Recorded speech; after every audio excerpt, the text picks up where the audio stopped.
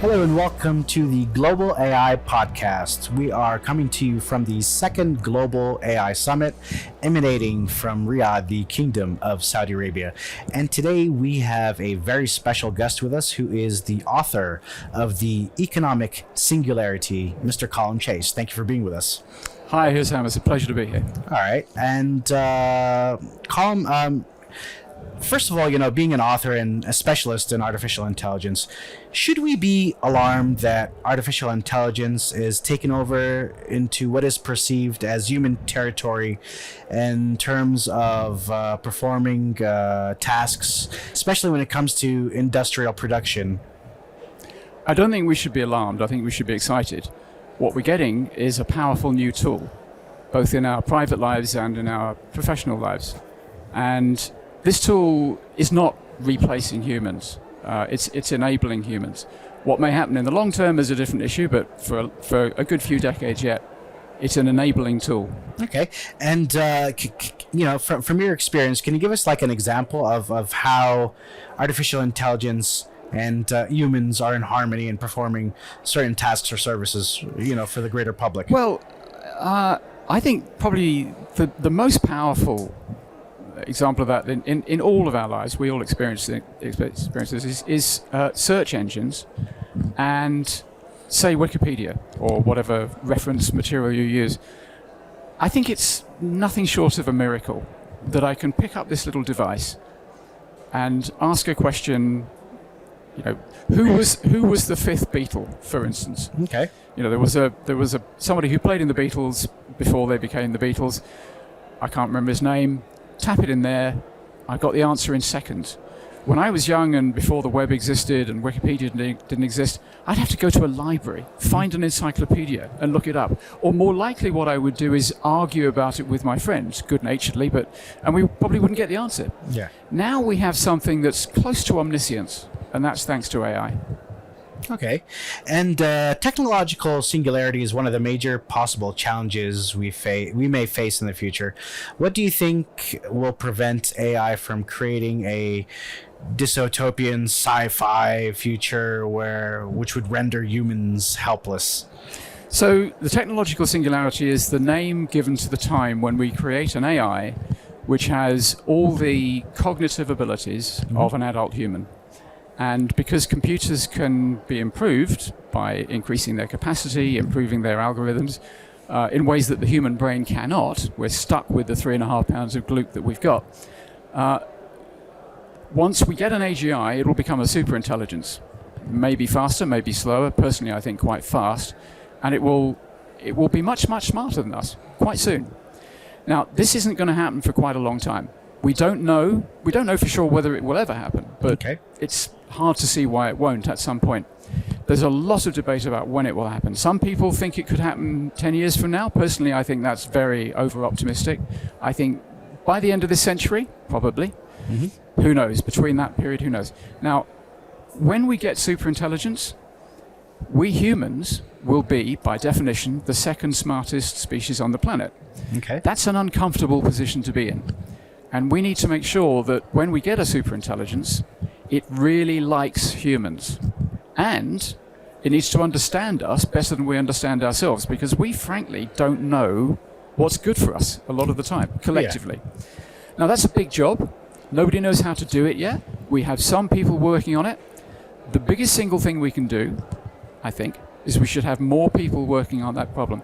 I don't think it's a near-term problem. I don't think it's something that should keep anybody awake at night now. But it is something that we should be thinking about and should be planning for and should be gradually moving resources into.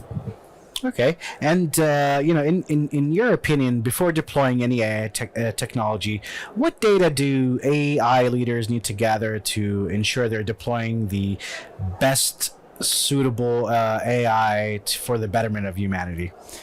So there's a world of data, and anybody running an organization hoping to deploy some AI, they're going to have to collect lots of data. But the key is that the data has to be consistent. It has to be mutually compatible. It has to be machine readable. It has to be comprehensible to machines. And ideally, it needs to be as free of bias as possible. Okay. Now, this is a wish for the perfect, because all the data we have has traces of human bias. It's humans who are the source of data. The source of bias. It's a mistake to think that machines are biased. Machines are completely unbiased, but the data they use is weighed down with human bias. And it's really a question of being smart and being experienced and knowing what the sources of bias are and looking for it. So, for instance, if you are using medical data, if you're using data for a medical purpose, it's a really good idea to not rely solely on data that's about white middle-class males. Okay.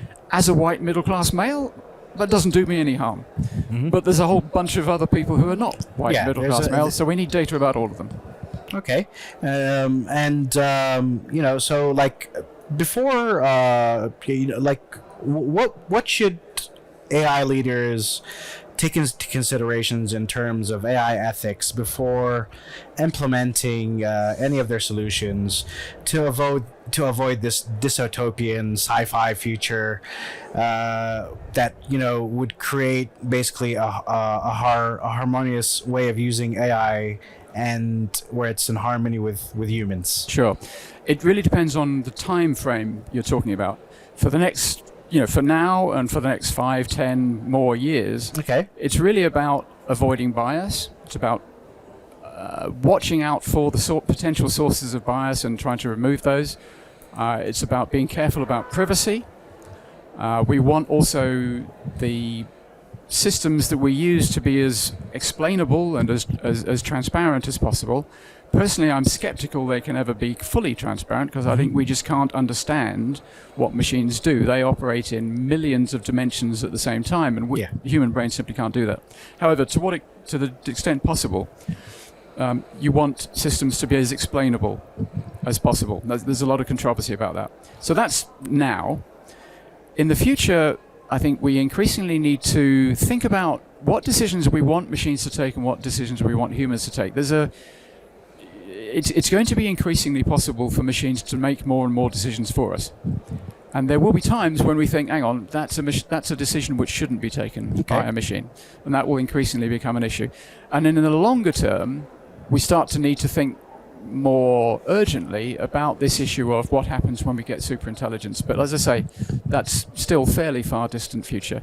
Now, the privacy, bias, transparency, explainability issues that we have now, that we face now, and are, rightly worrying a lot of people.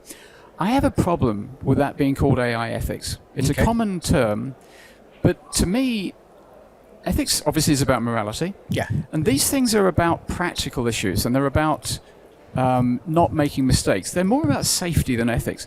The problem with calling an area about ethics is it means that if you get it right, you're a morally good person. If you get it wrong, you're a morally bad person. That leads to heated and unhelpful conversations, I think. Okay. This is an unpopular view, and I get widely attacked for advancing it, but I think we shouldn't talk about AI ethics. I think we should talk about AI safety. And I think with discussion and dialogue are critical in the development of artificial intelligence. And the Global AI Summit is bringing together innovators, decision makers, business entrepreneurs, many people who are in the world of artificial intelligence, all in one place, bringing the largest gathering in the world for the field. What are your thoughts about the Sedaya and the Kingdom's efforts to hold this kind of a event? Well, most of all, I'm just really excited that a country as important as Saudi has given AI the priority and the importance that it has. I think that's just great. And I think that we all know that the rest of the world, sorry, not the rest of the world, the Western world, has kind of put Saudi on the naughty step. And we all know why. And I think it's a shame because Saudi is looking to make an important contribution to the world with its work in AI, and I think it should be encouraged. I think it's very exciting. Okay, and since your visit here, what have you seen from the summit and its plenary sessions and attendance that you feel that Saudi's taking a leadership role on? I don't know enough to know where Saudi is taking a genuinely leadership role. I do understand that the language model, the Arabic language model that Sadaya has created is very powerful and very impressive, and that's an important contribution. I think the whole world is grappling with AI, trying to work out how to use it and how to develop it. And Saudi's in a position to make an important contribution because it's a big country, lots of smart young people, and lots of resources. So I'm impressed by that. About Saudi, and this is my first trip to Saudi. I've been in my past life to every Gulf country except for Saudi. Okay. Coming here has been a real eye opener. I mean, it's not the country that I have heard about all my life. I'm aware of the changes that have been going on. I've been aware of them for some time. Coming and seeing them is very impressive. Okay. I mean, we'd love to see you in Saudi a lot more often as well. So what key takeaway do you hope to take with you after the summit? I'm keen to understand more about exactly what Saudi is trying to do with regard to AI. I'm keen to find out what the specific goals are for the 2030 vision in terms of AI and what milestones have been set to, between now and then, and how well the country's doing against those milestones. I'm looking forward to finding out more about that. Okay. Well, we hope you find the answers to these questions, and we'd like to thank you for taking the time for being with us here on the video podcast. Thank you, Hassam. It's been a pleasure. It's been a pleasure having you. And our guest today was Colm Chase, the author of The Economic Singularity. Tune in to our next episode for the Global AI podcast, emanating from the second Global AI Summit in Riyadh, the Kingdom of Saudi Arabia. Bye.